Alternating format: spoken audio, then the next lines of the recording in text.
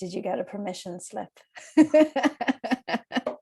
Hi, Katie. It's great to have you here for this episode of Healing for Healers. And we're doing it on Zoom so we could share it on YouTube's. And I'm happy for you to share it on yours as well, because we're here to talk about social media and social media for healing. And for me personally, it's been difficult waters to navigate over the last couple of years because of the microaggressions, macroaggressions, split and division that's been going on social media. And then to find our way back, I thought it would be really, really good to have you on and see if there's, your top tips and recommendations for people and how they can stay clean while working with such a dirty medium.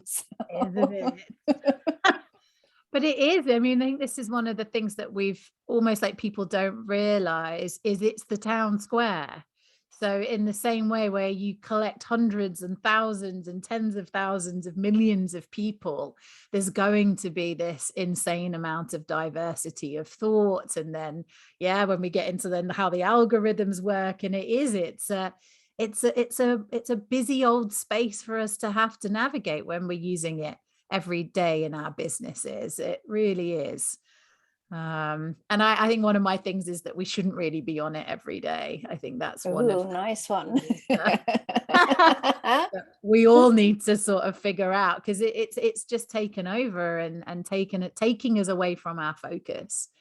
And I think as healers, particularly too, it's almost like the social media has become more of the job than the healing work is. And it's like, how do we redress that balance, or how do we show up and use it when we don't want to use it as well? That's interesting. Yeah, it has been a difficult area to navigate too. It's interesting you say that. It seems to be in some ways more difficult. And I know when I've mentored people to become more out there as therapists, the social media aspect has been something they've been very reluctant to work with. Yes, I do some training for a breathwork academy, and I teach every 3 months. I teach their newly trained breathwork facilitators. And often what comes up is, I just don't want to be on it. And so then I am like a permission slip. I'm just like, well, then if you don't want to be on it, don't be on it. But at the same time, it's like, these are all platforms for communication, and they're all platforms. So it's just like, okay, how am I communicating? Who am I communicating with? And why am I communicating with them? I think, the way that the social media is designed, it's designed to trap us. It's designed to trap our data, to trap our attention.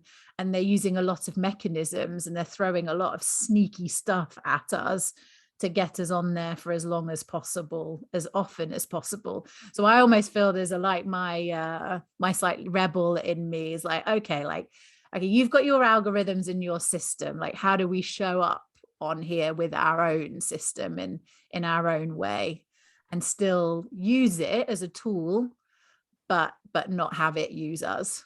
That's brilliant. Yeah, that's really important. I think, wasn't there's a new craze going on at the moment where people are taking their profile picture and running it through some filter and then changing their picture. And somebody was saying, oh yeah, we're getting more information now about your face, just running it through that filter. But everyone as well, like I've noticed Facebook have been saying, become your avatar. And that's because they're prepping us for the metaverse. So it's always like thinking 5 steps ahead. Why do they all want you to create a little cartoon avatar? Because that's what you'll be in the metaverse. So if you can get yourself used to seeing yourself as a cartoon, then you'll be more likely to come and hang out in the metaverse as your cartoon, rather than actually with people in physical spaces in their physical bodies. It's like, we've got to be careful. If we look at where social media is and where they want to take it, I think all of those things are all sneaky things to either grab more data or get us used to and prep us for certain things they want to make happen. Absolutely. And how do you feel social media has changed, let's say even over the last 5 years? Hugely. I mean, I started with social media. The reason I got into social, I mean, I set up a social network when I was at university in 1999, like way before Facebook and all of that sort of thing. And it really was about keeping in touch and keeping in connection. And then when I was working in the music industry, it was all about, okay, we've got this, there was suddenly YouTube and there was MySpace, and it was like this space that we could buck the system, because the system had gatekeepers. So in the music industry, if you wanted to get on a radio playlist, you had to have a radio plugger and know someone at the station. And there was like, whereas the internet allowed us access to audience, it was this such exciting thing. And so what I've seen, it's gone from like this quite innocent yet disruptive, yeah, we can connect with one another, yes, we can create content and share it and have lots of people view it, and we can, to this, I don't know, it's just, particularly I would say, like as advertising started to kick in, I would say about 7, 8, 9 years ago, because gosh, when did I set up my business 15 years ago, and that had like a social media arm to it. So yeah, how I see it, it's taken over. It's and it's just become way more than it should ever have been, in the terms of like, we're all thinking we've got to follow this trend and do this thing, and it's not like a nice space. Like the algorithms aren't good in my perspective. I think I was really surprised.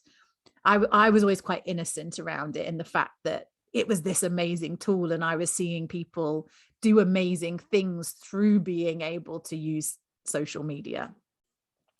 And then I think it must have been about 2018 when the Cambridge Analytica scandal happened. Right, yeah. And we found out that they were harvesting our data and using that data to then nudge us in certain directions.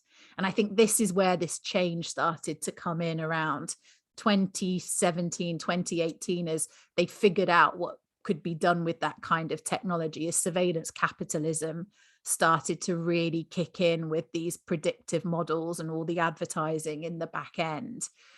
And for me, that's when I saw a real change and started to see that sort of shadow side, that they were using addictive design, that they were using certain things to just spin our data into gold. Like we became the product. I think that was the changing point, as we became the product, and we became more valuable than a lot of commodities that existed before. I mean, it's become one of the most valuable industries on the planet in terms of how much it's worth.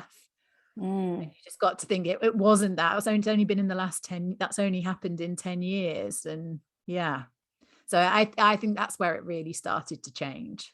Yeah, I would agree with you. And going from having organic reach, which is when you just put your post up and people like it, and then someone else sees it and someone else sees it. And I could feel the change myself, when it's like, well, Facebook are like, well, why am I giving all of this to you for free? And if you want to reach more people, you have to pay us to do it. And I think for someone either, well, like myself, who's been on for a long time, and I'm revisiting your page it. Was enormous. Well, I remember 10 years ago when I first started working with Hay House, and seeing how big your page was at that time. That was a phenomenal experience for me. I was getting 2,000, 3,000, 4,000 likes in half a day. And it was over the course of about a month, where there was this huge exponential growth of my page, and I didn't know why. And I was always at the back of my mind that the angels were doing this for me for some greater purpose. I didn't know why, but it's like now the angels can't even get in there and do anything for anyone. And see, I don't think that's true. Excellent. Well, then we want to learn yes, about this. Yes, we want to learn about this, because I was actually speaking to someone today about feeling that I was shadow banned. And for people who are listening who don't know what shadow banned means, it's like they deliberately are not sending your stuff out there because they don't like you for whatever reason. And they got back to me, Mary Smith, who I've been following for years and years, and someone on her team said, actually, we don't believe they're doing that. We think it's just really poor organic reach, and that's just the way everybody's, stuck with that. So we want to hear, how do you get the angels to work with you now today? Well, I have a practice around going in and clearing the energy on social media. So mine's quite a simple guided visualization where we go and visit digital Earth, and we choose a platform that of your choice. And I take people in my unicorn's spaceship called Starlight, and we go and we like get out the spaceship and we just start to have a look around and just see what's there energetically. And then you can either go through like a clearing process where you're calling in the dragons, you're calling in your guides and your angels to come into that space and light it up and start. And I literally we walk down some paths, we go like check out what's happening in stories, go see what's happening in a group or a page, and we just explore that from an energetic perspective and see what's happening in there, but also get in there and clear things as well. So that I found, I mean, I had a client who was being shadow banned, and we did that process, and through that process they figured out why they were being shadow banned and were able to fix it, and it was cleared literally within 24 hours. So you can do it. It's like I see it that you're working with the quantum in that space, you're working with the field, and we've got the digital dimension is another layer of our existence, particularly at that time. So how are we using our spiritual and energetic tools to work in that dimension? I love this. I love this because if anyone's listening, this is an encouragement for them to know that they can find their clients this way. You know, and I was interviewed there last week for someone doing a thesis about safety and trust. And what she asked me was, how do you build up the trust relationship between you and your clients? And I say, well, actually, it's amazing to me that there's already a massive level of trust on our first meeting because of what I putting out there. So to just reflect that back through social media, say being real, you know, and then oh my God, it's really you, and you're just the same as you were. Yeah, I love it when people say that you're actually who you are online, offline. I'm just like, that's one of my big things. Like, I think people we've created a distortion often on social media, and that can be through ego, that can be through how we think we need to be perceived or how we think we have to show up on social media. And I see that gets people out of alignment. So then they're not calling in their soul clients because they're not actually being themselves. They're not really being in alignment and true. They're following a trend or doing pointy fingers or doing the things that they think they have to do social media well. And actually, no, it's a platform of communication. And what is it that you're communicating? And how are you doing it on your own terms as well? Like I actually, like this year, I was like, how often a week do I want to post? And I sat and I breathed and I take it to my heart space and I listen to what the truth is inside my body. And I was like, 3 posts a week. It was like, nope, that feels too heavy. I was like, really? I'm a social media person. Can I really go? And it was like, okay, how many times a week? It was like once a week. That's enough for now. And so it was like, okay, so I will make that post valuable. And then it was like, okay, now it's given me space to I maybe throw in an extra 1 or 2 in the week. But in terms of a commitment, when we think we've got to post 5 times, 7 times, 10 times, it's like we're all distracting each other with all of this filler content because we've all been told we've got to post X amount of times a week. And it's like, no, what's the intention behind the communication, and what's the value behind the communication, and what's the authenticity around that communication, because that's what's going to connect with people. I love that. This point in time, particularly. Because when we go back to what you said at the beginning, it's a town square. So then you have the image of everybody on their little soapbox shouting and screaming and waving and wanting your attention. You know, whereas if here comes Katie and her 1 post a week is something that's shining really brightly, then aren't you going to go looking for her next week? but this is another thing that I started to do with clients that we started to see a lot of results around, was we actually bless the posts as well as we upload them. So you set an intention for that post to reach the people that it's meant to reach, that it's going to do its magic out there in the digital dimension, and you send it off on its way like full of light. So it's not that because I was like, people come to me like, oh bloody social media, oh, I've got to, I've got to make posts. Oh, I hate it. And I'm like, well, if you're putting that energy into your social media, that is what people are receiving. And you wonder why it's not working for you. Like, you've got to think about the energetics around everything that we're doing at this time more than ever. That is fantastic. Fabulous. Mm. And the authentic piece as well. I'm noticing when I'm looking at people that I follow, how they're doing more spontaneous stuff. So even yesterday I made a video and I was wearing my hair in these pigtails, which I don't usually do. And I had my little beanie on and I just thought, feck it, this is who I am. Or you see people talking in their car because they have an idea and they need to share it. And is that something that you would be advocating for? Yeah, I mean, I always say that we have a framework to flow within. So I think you need to have strategic pieces that are moving through in terms of communication. And obviously, everyone's business model is so different. So if you've got someone who's a healer who's just like wanting to serve their local community, they've got a local practice, they're not thinking about courses and books and wanting to reach the wider audience. It's like, okay, how am I what am I putting out there in terms of communication that's meeting those people where they are? And the same, I think if you've got an audience of 20, 30, 40, 50,000 plus, and you need to have some structure and some flow moving through it, but there needs to be the natural in the moment stuff that's also meeting the more produced and scheduled stuff. So it really is like, where are you in your social media journey? And what feels right for your communication with the people that you're wanting to communicate with through social media. So would you suggest to people then to just choose one platform and work with that? Mainly, yes. And what would be your favorite platform at the moment? Mine at the moment, from a town square perspective, is Instagram. Because that's where my people are, and they seem to be, that's where I get engagement and things happening. I ditched Facebook a long time ago. I think probably 3 years ago, I put my Facebook page to sleep.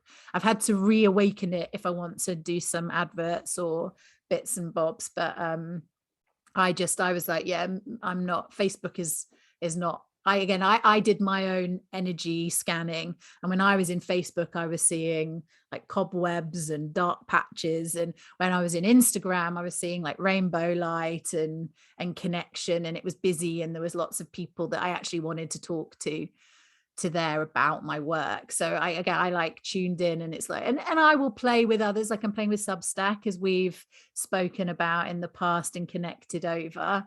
So I think it's nice to try new things. I think Telegram's very, very busy. But I also talk about having a town square strategy and a living room strategy. So in the same way that we think about these spaces as real spaces that we're entering in and out of, like, I don't like to work in the town square all the time. I like to work in the living room. I like, my clients come round to my house, or I like to meet up, or I like to have that small groups rather than necessarily the big stage stuff that works with my nervous system. So I work with a lot of clients on how do we use the town square to lead people to the living room where we can have a deeper conversation. With a smaller group, would you think? Yeah, with a smaller group. So, you might have 5,000 on your Instagram, but you've got 20, 30, 40 people in a living room space, or 100 people in a living room space, like depending on what feels good for you, where some of them will see some of that content, but then you do a live call and you've got 10, 15, 20 people there with you. So it's like, how are we taking people from the town square into the living room? And for me, that living room is like, where can I go deeper? What feels comfier? So Substack for me is a living room space. Okay, right. Yeah, because I was going to ask you that. Yeah, because and something like Mighty Networks. Well, a Facebook group used to be a living room space, but for me, you've got to navigate. You've got to get through. You got to drive through the town square to get to someone's living room, and I can get sidetracked, and something's pulled me over here. Like it's like getting stuck in traffic on the way to the living room. So it's like, actually, how are we creating almost like your own little estate where people can like come in and drop in digitally with you in these different environments.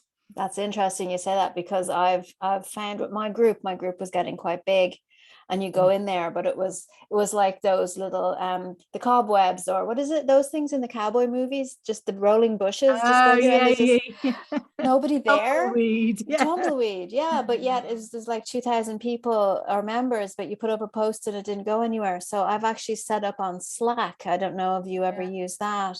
Yeah, I use it in a business setting. I haven't used it as a social, like, conversational space. It can work quite well, and I've discovered Mm. I can do live video or just a voice recording. So let's say for a smaller group, for my healing circle, when I'm Yeah. thinking about them every day, and we can have a conversation, I encourage them to come in. Oh, I had a dream, what do you think this is about? Or, I need a hug today, I'm having a crap day. And I Mm. think people feel safer to come into a smaller space to say, I need a hug today, I'm having a crap day. But obviously you have to start with the town square. Yes. So Sure do. And I think the town square needs, if you're wanting to reach people and connect with people on a wider scale, then you have to have a town square strategy. But it can be done in different ways, even like doing something like this. This is living room meets town square. We're meeting in the living room, but we'll share in the town square. So again, yes. like, it's kind of a little bit of both. But yeah, so you can play with your town square strategy. It's just become so all encompassing for everyone. And I think, like, the number one word I hear, particularly if I'm running like a group, it's just like, how is everyone feeling about social media? And overwhelm is the word I hear the most.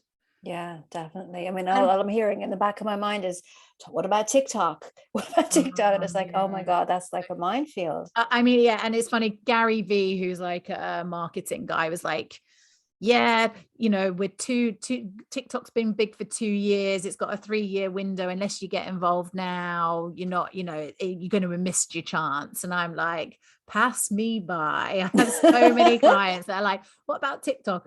I'm just like, I'm not interested in TikTok for a whole range of reasons. Like, what they're doing with our data. It's owned by, certain Okay. countries, and they, from what I understand with their algorithm, it's kind of where Facebook was maybe 3-4 years ago, where they are listening in, they are doing certain things. There's not the regulations on TikTok like there is on Facebook now. That's why I mean, Facebook have had quite a lot of heat on them. They've had to make some quite significant changes.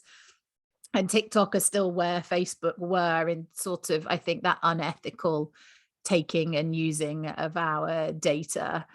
So I don't trust them as far as I could throw them. So, and I also know that the internal culture's not great either. So I just, like, it's just not a company. I'm already out of my bounds of ethics being in the Meta platforms in many ways, because, I'm more like, how do we work the system in that environment still at this stage? But if I could, I would step out of these, because they're not run by nice people, are they? No, but I love how you're working with the energy of them to be seen by the people who benefit from you.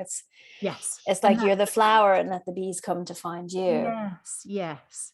And I mean, you could do that on TikTok, but all of those TikTok, Snapchat, they all have even more addictive design than Facebook and Oh, I saw a therapist on TikTok, and she did this whole video where she was the therapist and the client. And I think she was swapping places. So she had different outfits on for each persona. And she was sitting in the driver's seat as the therapist and the passenger seat as the client. I just thought, oh my God, where would you even begin to come up with something like that that would be entertaining, short, and be witty and funny, and yet still show how skilled you are? And I go, I just no. But this is it is entertainment. Like I said, are we all just distracting one another? Because they've created a great, let's get everyone like hooked and making content all the time, and then we're literally profiting off that time and that content that all of these people are uploading. I mean, I did a bit of I read a really interesting white paper on like, they're called the creator economy. So they're often like people in their 20s and 30s who are influencers, and actually like the state, their mental health and the way that they were feeling and the pressure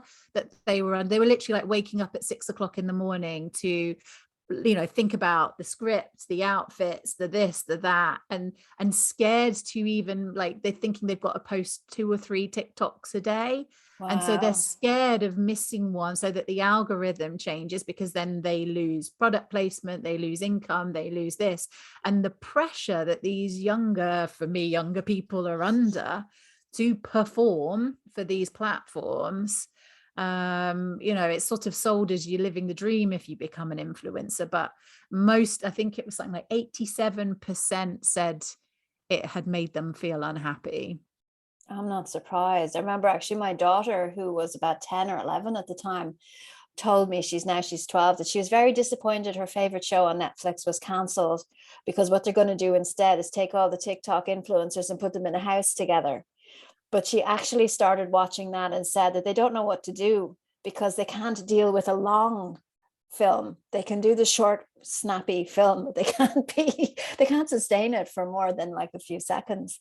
So when it comes to therapists, and why, coming back to why would one of our listeners say be going onto social media, it's about, what is your message, who is your audience, and how can you best get that across, your authenticity, to build up this trust. And I don't think 30 seconds on TikTok is going to do it. So no, I always like say to clients, particularly like ones that are breath workers or yoga teachers or healers, it's like social media is a space for you to have aftercare with your clients. So think it's like creating things for the people that you're serving, and like keeping that connection point in between your sessions through. Can you give us an example of something like that? Well, like say I have a one-to-one yoga session once a week, and we work on certain like things. So if something's come up and I've asked her a question, often she'll then make, like, we've been doing some vagus nerve work, she'll then make a video around vagus nerve exercises in the 2 weeks before I then see her again. And I'll see that on social, and it becomes a reminder for me that, yes, I need to be doing some of this homework in between my sessions, or that's something I need to be thinking or feeling into in between the sessions. So it keeps that connection between us in between when I see her. I think that's like, for, again, it's like, what's your journey? So we're all trained to think we've got to have 10,000 followers and then be having this constant engagement all the time. It's like, oh, who are we serving? And how is what we're creating serving them through social media? And equally, like, if I then recommend Maddie, my yoga teacher, to a friend of mine, and they go follow her on Instagram, like, what are they going to see when they land there that's going to connect with them? Be like, oh yeah, Katie's recommended her. Because word of mouth is still the best form of marketing, no matter what anyone says about social media. And I think she'd rather have you coming back as a repeat customer than having plenty of new people showing up, doing one session and then disappearing as well. Because so she's done a bit of this. But again, we've been trained to think that we've all got to achieve certain things, and it's just like, no, it's always coming back to that intention, like, why am I doing this, and how am I using this to communicate? Really, that's always the thing that I come back to. That's brilliant. That really is. So to think about who your actual clients are and what would benefit them, instead of just always selling yourself from scratch, starting anew, like nobody knows who you are and you have to justify your existence. I always think, answer the questions that are coming up. I even today I write a newsletter once a month, and I was just like, what am I going to write about? Because I've been so involved in client projects this last month or so. I've not really, it's been very like strategic and thinking work. So I haven't been having some of those conversations that I might be having. I was just like, okay, like that's not relevant to my kind of wider audience. But I was like, okay, actually, yeah, here's a thread. Here's something I've been speaking into. So actually, we've been talking about working in seasons and cycles a lot, with like content creation and even products and where we're showing up and how we're showing up. Like, it's okay to be creating lots of content for social media if we're not really busy, but if we're really busy, like, how do we fit that in because it's another job. So actually I was like, well, that's what I'm going to speak to. So it's again like what's coming up, what's relevant, what's in alignment, because then it can only feel authentic, because it is genuine and real conversations you're having with your community. That's right. I think as well, people worried about, getting the message perfect, as opposed to just, these are a few thoughts that I'm thinking today, and I could change my mind tomorrow, but I thought I'd share with you today what I'm thinking today, and it's like, it's the perfectionism piece. So here's a blank page, or what you put on it is terrifying. Yeah. It can be for some it's people. quite often, then like, what's a question that's come up? And like, even like, I will like take him, inspiration from emails and text messages that I'm bouncing around with clients and stuff. I'll be like, that'll make a great thing to talk into for social. It's like it's like, again, like it's a digital dimension. We're here in the physical dimension, and we can go up and up and up and up. But in between, a lot of us where we're communicating now is in this digital layer. So how can we make that as connected through from our higher self right through down to our physical self? And then what's the message, bringing in the higher and the physical into that digital layer? Now, when you're doing that, I immediately want to shield my energy when I'm going into those digital layers, because you don't know what you're going to pick up. Yes, for sure. Definitely shielding is important. And if you think, with so often people are tapping in and out unconsciously because of the habit as well. I mean, how do you feel about social media?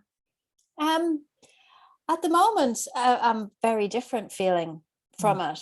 And I feel like I'm at a stage now as well, because I'm changing the trajectory of what I'm offering to the world, of how can I best represent what I'm offering, continue to reach the people that I'm reaching. I mean, for me at the beginning, where some people might really find this now, is like, how much do you give away for free in social media to create your credibility versus, how much do you not tell because you want people to actually invest in you? Yeah. And I think for everyone, that's kind of an individual thing. Yeah. I mean, I believe in giving value, but you have to accept in that giving that value, you always have a layer of people that will only take. They will never redress the energy exchange, and that just has to be accepted. I mean, even in the physical that happens. So I've got a new book, and I keep putting copies in my favorite cafe in Glastonbury, which always has a long queue because the food's so great. So I've been putting like 2 copies if we're in the queue for people to read, and I've written in it, this is a copy for the queue, please don't take it. I think I'm up to 8 copies now in the last month. I've been taken. I actually saw someone in the queue today holding the last and I was a bit like, so you will always, even if you say don't take it, they're gonna take it. But you got to think, I just think karma, like things do, there is a reciprocity within the universe, and I always think like we get hooked on social media, and I go through this myself, like I'm putting all this time in, like what am I seeing as results? But it's not always that linear. Like it's not just the likes, the engagement, the direct sales to things. It could be that, a journalist who really has been like, opens a door and says, come, write an article for this magazine, and opens you up to an even bigger audience. Or it could be a client or someone that's recommending, they see that and that lands a job. Or, you can never know like what we're, that, like you say, that aspect of reciprocity that happens within the digital dimension. I've always had an awareness also of people who, let's say, because when I was doing my psychotherapy practice, and people are very aware that their sisters on social media, their best friends on social media, and they might not be feeling well, and if they're clicking like on a psychotherapist's post, then it's seen because it comes up and it says Mary Jo liked this post, and so they will be reading and looking without interacting or engaging. And so to also factor in that, you're reaching somebody even though you don't necessarily have the analytics to prove it. Yes, we've always got a like a silent audience that we're unaware of. And this is the thing, I think this is what those are the bits that we don't see. And because we're, again, have been trained to respond to validation and those validation comes in likes and follows, that is gamification of validation. It's all kind of out of skew, and it's just like, okay, what good is this doing? Like, we don't know those people that are reading it or sharing it, or it's just landing for them and they're not saying anything. I don't know if you found this, but I'll often get like an email, like somebody be like, oh, I've been reading your late newsletters for like 2 years, and I just really love, I don't feel like I can now like say something. It does I take. actually had a client in who said, I've been following you for 5 years. Yeah, and now's the right time. So it's taken 5 years for them to feel able to do it. So yeah. And I have clients as well that will, come and work with me for a bit, and then they disappear for a couple of years, but it might be a newsletter that they've read or a post that I've put out that said, oh yeah, I need to get back in touch with Katie. And I'll get an email and be like, I need to see, can I come see you again? I'm ready for a top up kind of thing. That's actually really interesting, because when I started off on Facebook, must be 12 years ago, for me, it was really about relationship building. And it's the person on the other end, the interaction with them, as opposed to the engagement, or let's say the relationship with the actual platform itself. Yes. And you can lose touch with that as well, because you're having a relationship with Instagram instead of having a relationship with people who are on Instagram. Yeah. The energy is different for that. Yeah, I always say we're in the business of relationships. We're not in the business of likes or social media. And so again, that's where it's like that return to the heart, return to the physical body, the fact that there are other people on the other side of the screen, and who is it we're communicating with and why. So changing your expectations, say, of what you're achieving or what you want to achieve, and setting intentions around people and relationships, as opposed to getting more reach and more likes. So anyone listening, and if something comes up for you, if you're listening and want to get in touch with Katie, you can go visit her social media and say hello and connect in with her. Hi on Instagram. So what would be your top tips then for healers in particular around using social media? My top tips would be clear time in your diary on a weekly basis to create for your social media channels, so that you're not in that every day, like, what am I going to post? Like, decide on how many times a week you're going to post, and like what that rhythm and flow is, and then put time aside for creating that content, so that you're not in that state of on a daily basis, because that's what I see a lot. So you can then focus on your work. I also find that allows for creativity, because I think it's really important that we can tap into that creative voice that we have, however that wants to be for you, whether that's writing. It's like tuning in, like what's my medium for communication? Is it audio? Is it written? Is it video? Now, I always think that what feels easy, what feels good, what feels like enjoyable for you to create, and give yourself that space to enjoy making the content, so that whatever you're putting out is filled with that energy, rather than that chore or not knowing what to do. So you can just like set a rhythm for yourself. And then it's really about like having as much time away from it as possible, because you're working with energy. And what I see through social media is, too much time online does burn us out. Like, it's been scientifically proven that we get a high information load in the brain that cuts us off from our creativity. It cuts us off from our intuition. So having space from it, so being intentional about it and having space from it, I would say they're probably two of my biggest tips. That's fabulous. Surround yourself with unicorns and dragons anytime you're going online. And do that. Yes. I mean, definitely think about, how can I use some of my own healing and spiritual tools to make this a better experience for myself. I think this is brilliant. And we've covered so much in a really short time. Thank you so much for coming on. It's been really great, and I'll have you on again. Thank you. Yes. Yeah. And you've already given a link, haven't you, with my website? And I'll have the link with the podcast and below the video. And is there anything else you'd like to say just before we close? I know. I write a lot of poems around social media. Oh, show us the cover of your book for the video so we So can yeah, see. this is the new book. And this is just a short book, which is like pick a page and you'll have a bit of insight and information for you on that page. Let me I don't know what page number is on in the new book for my different poems. This one might work. So this one's called The Sovereign Cyberspace Freeway. I love that. I love it. Our social media ego is in a virtual reality game show that we tap into and play every day. So every time you feel sad, a bit frustrated or mad, remember it's designed this way. Produced by AI, the ultimate spy who captures your thoughts night and day. Living somewhat like Truman is what it's become to be human, but it doesn't have to be this way. Connect to your soul, beam light to the whole, send love to each other and pray. When we do this en masse, we create a quantum bypass, the sovereign cyberspace freeway. That is brilliant. Absolutely. And it actually encapsulates everything we've just been speaking about. So there's magic here.